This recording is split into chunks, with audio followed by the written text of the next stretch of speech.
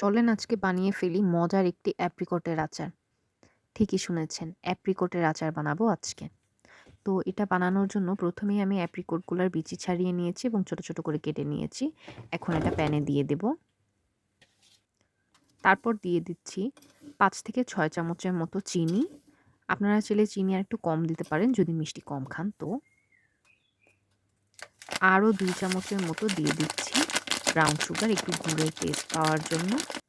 আপনারা চাইলে brown sugar নাও use করতে পারেন। আর অ্যাপ্রিকটটা কিন্তু অনেক টক, তাই আমি চিনি একটু বেশি করে দিয়েছি। এই তো আমি এটা নেড়েচেড়ে এখন ঢেকে রেখে দিচ্ছি কিছুক্ষণ রান্না হওয়ার জন্য। এই যে ৫-১০ মিনিট রান্না করার পর অ্যাপ্রিকট থেকে পানি বের হয়ে আসবে। এখন একটু লবণ দিয়ে দিচ্ছি। আর সাথে দিয়ে দিব একটুখানি বিট লবণ। বিট লবণ 1/2 টিস্পুনের মতো দিলেই হবে। আমি গতকালকে একটু ফুচকা বানিয়েছিলাম, সেটার একটু টক বেঁচে গিয়েছিল, তো আমি ভাবলাম এটার মধ্যে অ্যাড করে দিই। এটা কিন্তু একদম অপশনাল।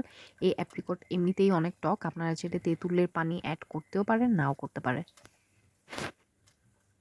তারপর আমি একটু মশলা প্রিপেয়ার করে নিব। প্যানে দিয়ে দিচ্ছি একটুখানি পাঁচফোড়ন আর কয়েকটা শুকনা মরিচ। এগুলাকে ভালো মতো আমি একটু টেলে নিয়ে গ্রাইন্ড করে ফেলবো।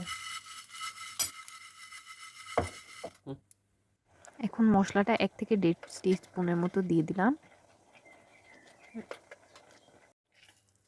মশলাটা অ্যাড করার পর আমি আবার একটু চুলাতে দিয়ে ভালো মতো নেড়েচেড়ে নিচ্ছি। এই পর্যায়ে কিন্তু আমাদের আচার রেডি হয়ে গিয়েছে। এখন আচারটা ঠান্ডা হয়ে গেলে আমরা এটা একটা কাচের জারে ট্রান্সফার করে নেব। এই যে আমরা এটা কাচের জারে ট্রান্সফার করে নিয়েছি এবং এটাতে যেহেতু অনেক চিনি দেওয়া হয়েছে, তাই আপনারা এটা ১ মাস স্টোর করে খেতে পারবেন।